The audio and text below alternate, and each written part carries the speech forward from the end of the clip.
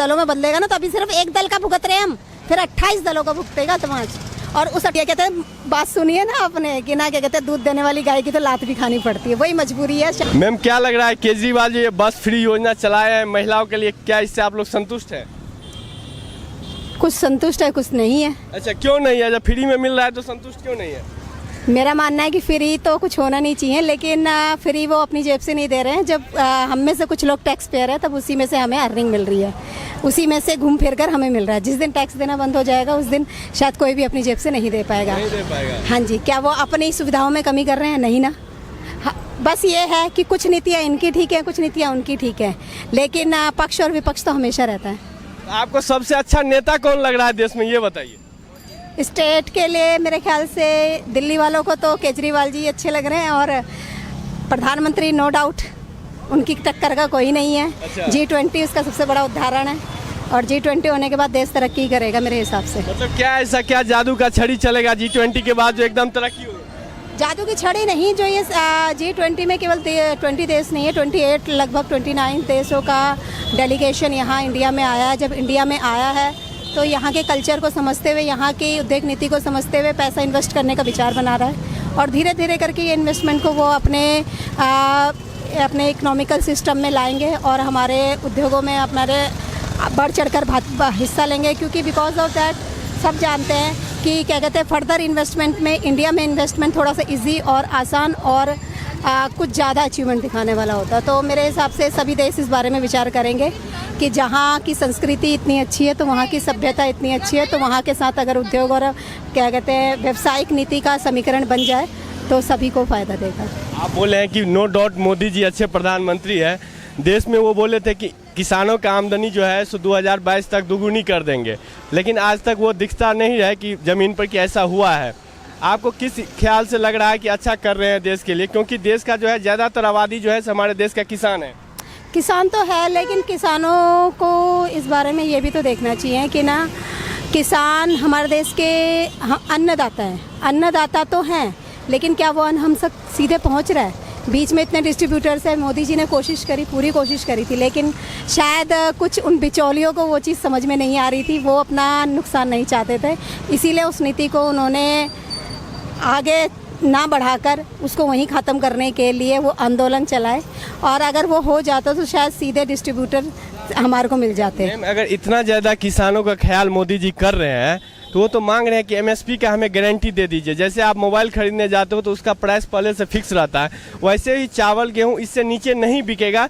ये क्यों नहीं गारंटी दे रही है सरकार, अगर इतना ज़्यादा हितैषी है किसानों का? कि भाई देखिए, अन्न है, इस साल धरती पे आप A ग्रेड का बीज बोते हैं, वो इस साल ही मेरे ख्याल से A ग्रेड रहेगा, अगले साल वो A ग्रेड में नहीं पनपता है। ये कुछ हमारे देश की धरती या मिट्टी का कुछ समीकरण मान लीजिए, ठीक है? तो जब तक ये समीकरण रहेगा, जब तक आप MSP निर्धारित नहीं कर सकते।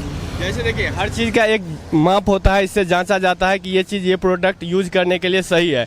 वैसे ही जो है सो चावल, दाल, गेहूं, इस सब के लिए भी एक ऐसा प्रोडक्ट बनाया जाए जिसमें उसको जांच हो सके कि ये A ग्रेड का फसल है। इस बेस पे अगर विचार किया जाए तो MSP निर्धारित की जा सकती है, ग्रेडिंग सिस्टम लागू किया जाए, उसके लिए भी एक डेवलपमेंट सिस्टम बनाया जाए, स्ट्रक्चर इस तरीके का बनाया जाए कि जो भी चीज़ की जिस चीज़ की क्वालिटी है उस हिसाब से उसको MSP मिल पाए। और अगर MSP मिल जाएगी तो नो डाउट किसानों को भी फ़ायदा होगा और हम लोगों को भी फ़ायदा होगा।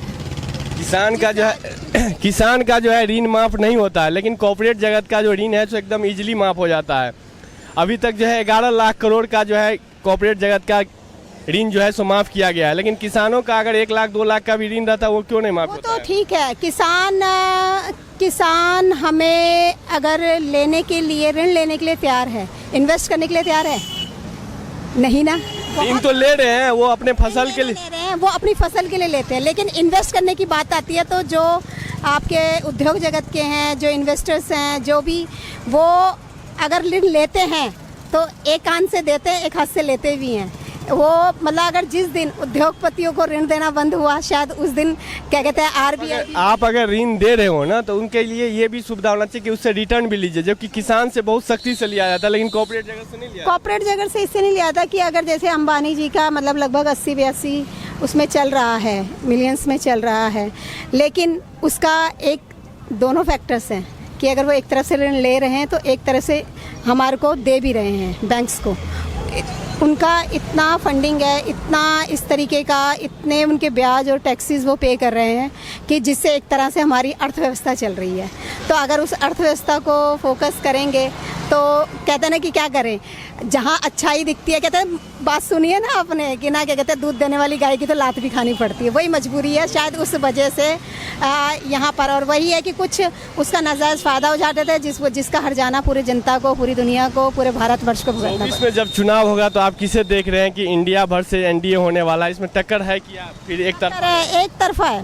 देखिए बताऊँ क्यों, क्योंकि एक तरफा है। देखिए बात ये है कि अगर अभी उनकी टक्कर का कोई विपक्ष होता तो शायद बहुत सी चीज़ें अभी भी रुकती। नहीं है विपक्ष, विपक्ष है ही नहीं। तो आप 28 दल एक साथ आ गए हैं, फिर भी आपको विपक्ष नहीं दिख रहा है। मिली जुली सरकार का कोई भविष्य नहीं होता। ये आज से लेके नहीं, पिछले 70 सालों का भविष्य देख लीजिए आप उठा के। जब भी मिली जुली सरकार बनी है तो आम जनता पिसी है, और अगर मिली जुली सरकार बनेगी तो इस बार भी सिर्फ आम जनता फंसेगी, और हमारी जो मेहनत की कमाई जो टैक्स रूप में जा रही है उसकी बर्बादी होगी। तो वही जनता को सोच समझ के निर्णय लेना चाहिए, क्योंकि इस टाइम पे सिर्फ एक मोदी जी हैं जिन्हें अगर हम समर्थन देंगे, माना नो डाउट कुछ चीज़ें वो इतना ज़्यादा महंगाई बढ़ गई है, बेरोजगारी देश में है, फिर भी आप ये नहीं है, आपको नहीं लग रहा है कि मोदी जी जरूरी नहीं है, एक मजबूरी बन गई है? मजबूरी भी कुछ भी कह लीजिए, जरूरी भी नहीं है लेकिन मजबूरी भी है, क्योंकि अगर हम उनको नहीं चुनते हैं, मिली जुली सरकार 28 दलों का गठबंधन जो कभी एक नहीं हुआ लेकिन एक के लिए एक हो गया, तो क्या वो जब सत्ता में आएगा एक होके काम करेगा? नहीं करेगा, वो 28 दलों में बदल जाएगा। जब 28 दलों में बदलेगा ना, तो अभी सिर्फ एक दल का भुगत रहे हम, फिर 28 दलों का भुगतेगा समाज, और उस 28 दलों का हट जाना इतना इतना इतना इफेक्टिव होगा कि शायद किसी को सांस लेना दूभर हो जाएगा।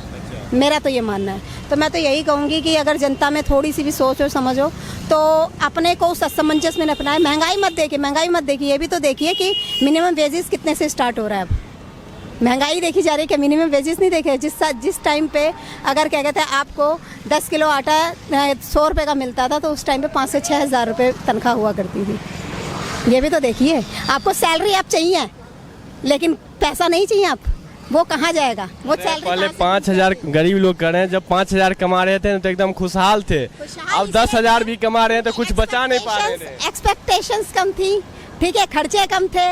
आज इस फ़ोन की ऐसी लत हो चुकी है कि 3 महीने के लिए 800 रुपये चाहिए ही चाहिए, 700-800 रुपये चाहिए ही चाहिए। इसके बिना नहीं रह सकते। पहले फ़ोन नहीं होता था ना तो भी ज़िंदगी चलती थी, टीवी नहीं होता था तो भी ज़िंदगी चलती थी, ये क्या कहते हैं साइकिल पे ज़िंदगी सफ़र चढ़ती थी। आज एसी बसेस हो चुकी हैं, उसके बावजूद लोग अपनी गाड़ी को कन्वीनियंट मानते हैं। तो जब खर्चे बढ़ेंगे तो कहाँ से निकलेंगे? यहीं से निकलेंगे, घूम फिर के। मशीन चाप, अगर अर्थव्यवस्था को कमज़ोर करना चाहे तो रोज़ मशीन दे दे, हर एक को दे दे, छापो, लेकिन उससे क्या होगा? हमारी अर्थव्यवस्था कमज़ोर होगी ना। तो कुछ चीज़ें सोच समझ के होती हैं, जिसका जितना दायरा होता है वो उतना ही पाँव पसार के काम करता है। ऐसा नहीं है कि आज भी 15,000 में या 18,000 में लोग जीवन नहीं चला रहे हैं, उसी तरीके से चला रहे हैं जैसे 5,000 में जो हमारे खर्चे हुआ करते थे, जितना हम बचत कर पाते थे, शायद उतना ही आज भी कर पाते। बस ये है कि उस टाइम में 5,000 में हमारी एक्सपेक्टेशंस, हमारी ज़रूरतें कम थी, हमारी need necessary item things come थी। आज वो नेसेसरी आइटम थिंग्स बढ़ चुकी हैं और उनका दायरा इतना हो चुका है कि हम कितना भी कमा लें तो शायद वो कम ही लगेगा।